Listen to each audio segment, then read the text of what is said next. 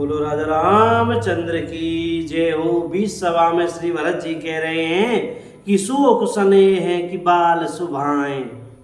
मैं शोक से या स्नेह से बालक स्वभाव से आज्ञा को बाएं लाकर ने मानकर चला आया, तो भी कृपालु स्वामी आपने अपनी ओर देखकर सभी प्रकार से मेरा भला ही माना। मेरे इस अनुचित कार्य को अच्छा ही समझा। कौन से कार्य को? कि श्री भरत जी राम जी को लेने आ गए हैं वन में। देखे पाए सुमंगल मूला, जाने स्वामी सहज अनुकूला। मैंने सुंदर मंगलों के मूल आपके चरणों का दर्शन किया और यह जान लिया कि स्वामी मुझ पर स्वभाव से ही अनुकूल हैं। बड़े समाज बिलो के भागु, बड़ी चूक साहेब अनुरागु। श्री राम जय जय राम। इस बड़े समाज में अपने भाग्य को देखा कि इतनी बड़ी चूक होने पर भी स्वामी का मुझ पर कितना अनुराग है। कृपा अनुग्रह अंग अगाई, कीन कृपा निधि सब अधिकाई।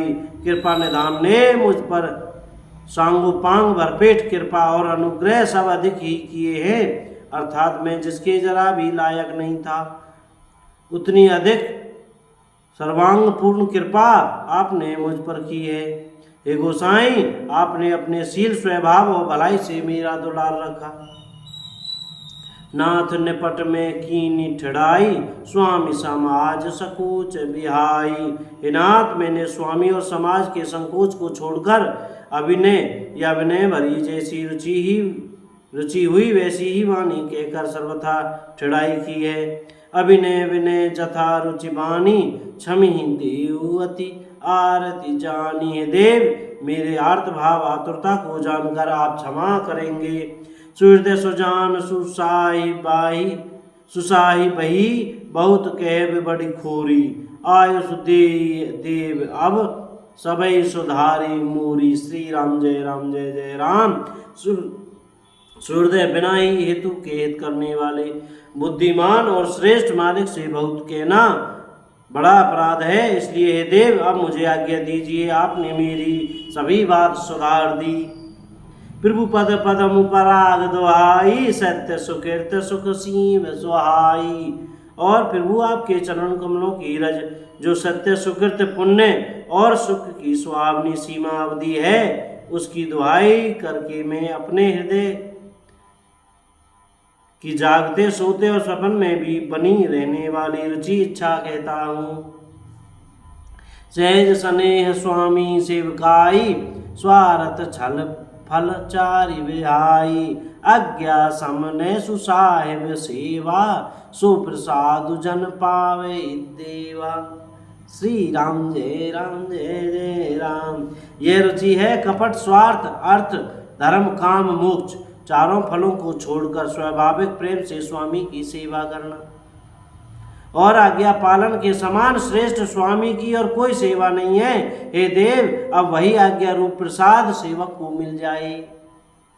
भरत जी ऐसा कहकर प्रेम के बहुत ही विवश हो गए। शरीर पुलकित हो उठा, नेत्रों में प्रेमांसुओं का जल भर आया। अकुलाकर व्याकुल होकर उन्होंने प्रभु श्री रामचंद्र जी के चरण कमल पकड़ लिए। उस समय को और स्नेह को कहा नहीं जा सकता। कृपा सिंधु श्री रामचंद्र जी ने सुंदर वाणी से भरत जी का सम्मान करके हाथ पकड़कर उनको अपने पास बैठा लिया। भरत जी की विनती सुनकर और उनका स्वभाव देखकर सारी सभा और श्री रघुनाथ जी स्नेह से शिथिल हो गए। श्री रघुनाथ जी साधुओं का समाज मुनि वशिष्ठ जी और मिथिलापति जनक जी स्नेह से शिथिल हो गए। सब मनीमन भरत जी के भाईपन और उनकी भक्ति की अतिशय महिमा को सराहने लगे। देवता मलिन मन से भरत जी की प्रशंसा करते हुए उन पर फूल बरसाने लगे। तुलसीदास जी कहते हैं, सब लोग भरत जी का भाषण सुनकर व्याकुल हो गए और ऐसे सकुचा गए जैसे रात्रि के आगमन से कमल। दोनों समाजों के सभी नर नारियों को दीन और दुखी देखकर महामलिन मन इंद्र मरे हुए को मारकर अपना मंगल चाहता है। देखी दुखारी दीन दुहू, समाज नर नारी सब मघवा महामलिन मुए मारी मंगल चैत। श्री राम जय जय राम। कपट कुचाल सीम सुर राजू पर अकाज प्रिय आपन काजू। काक समान पाख रिपुरीति छलि मलिन कतहु ने प्रीति थी। श्री राम जय जय राम।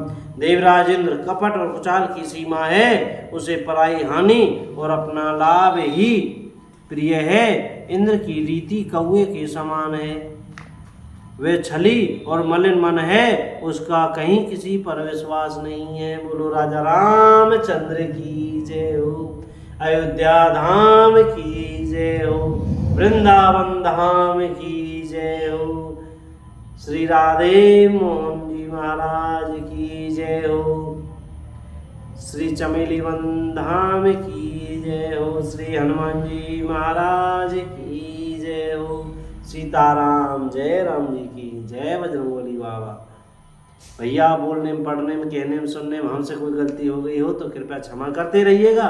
और मुख से श्री सीताराम सीताराम सीताराम सीताराम, राधे श्याम राधे श्याम राधे श्याम राधे श्याम बोलते रहिएगा भैया। जय राम जी की।